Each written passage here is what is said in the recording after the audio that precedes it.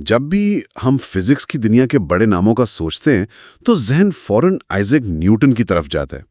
Gravity, حرکت کے قوانین، ایسا لگتا ہے جیسے جدید سائنس کا آغاز ہی ان سے ہوا۔ لیکن کیا ہو اگر میں یہ کہوں کہ نیوٹن جس مینار پر کھڑے تھے اس کی بنیادیں وہ صدیوں پہلے مشرق میں رکھی جا چکی تھی۔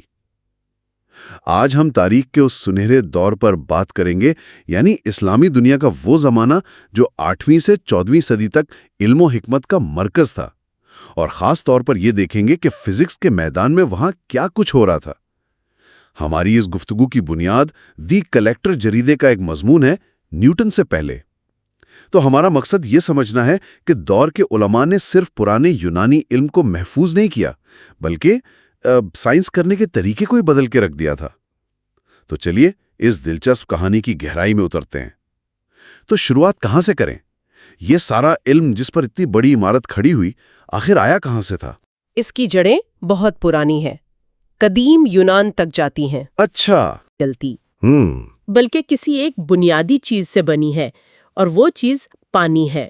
یہ بظاہر ایک سادہ سی بات لگتی ہے، لیکن یہ سوچ میں ایک انقلاب تھا۔ یعنی یہ سائنس کی طرف پہلا قدم تھا، سوال پوچھنے کا آغاز۔ بالکل، پہلی بار کائنات کو مافوق الفطرت کہانیوں سے ہٹ کر منطق اور مشاہدے سے سمجھنے کی کوشش کی گئی، اور پھر اسی راستے پر ارسطو، ہیراکلیٹس، زینو، یہ سب بڑے فلسفی چلے۔ صحیح۔ انہوں نے حرکت، مادہ اور کائنات کے بارے میں بنیادی نظریات دیے۔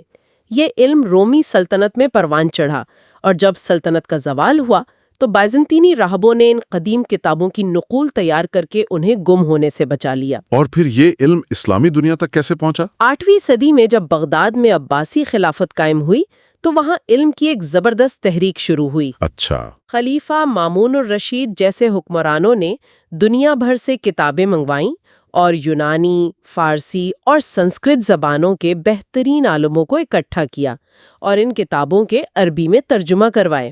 تو یہ صرف یونانی علم نہیں تھا؟ نہیں، یہی تو اہم نکتہ ہے۔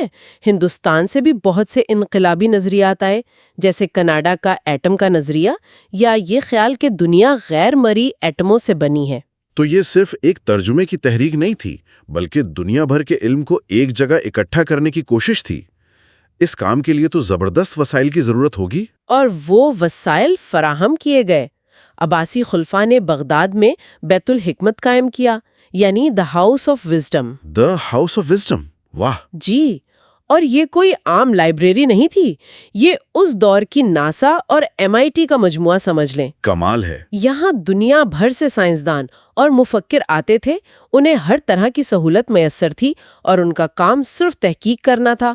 اسی طرح کے مراکز قاہرہ اور اسپین کے شہر قرطبہ میں بھی قائم ہوئے۔ ٹھیک ہے، تو بنیادیں رکھ دی گئیں، دنیا بھر کا علم ایک جگہ جمع ہو گیا۔ لیکن یہاں سے بات دلچسپ ہوتی ہے۔ اسلامی دور کے علماء نے ایسا کیا کیا جو یونانیوں نے نہیں کیا تھا؟ وہ کون سی چیز تھی جس نے سب کچھ بدل دیا؟ یہی اس کہانی کا سب سے اہم موڑ ہے۔ قدیم یونانی فلسفی مشاہدے اور منطق کے ماہر تھے۔ وہ دنیا کو دیکھتے، اس پر غور کرتے اور پھر ایک نتیجہ اخذ کرتے۔ یعنی وہ سوچ کی لیبارٹری میں کام کرتے تھے؟ بہت خوبصورت بات کہی آپ نے، بالکل یہی۔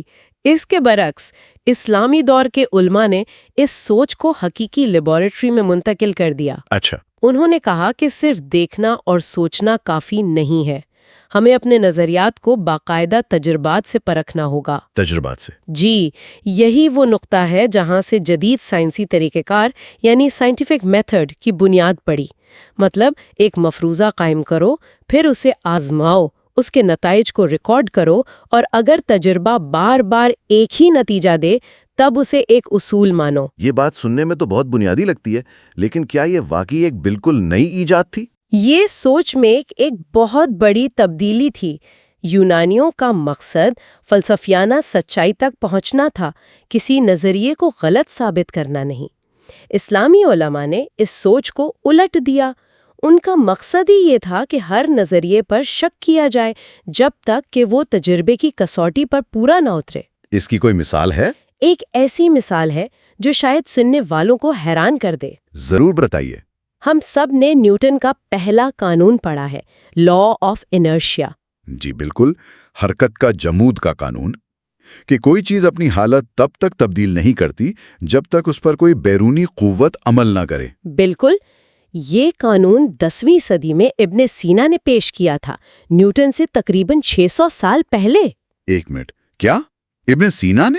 جی، انہوں نے کہا کہ اگر خلا میں کسی چیز کو دھکیلا جائے تو وہ ہمیشہ ایک ہی رفتار اور سمت میں چلتی رہے گی، کیونکہ وہاں ہوا کی رگڑ یا کشش جیسی کوئی قوت اسے روکنے والی نہیں ہے۔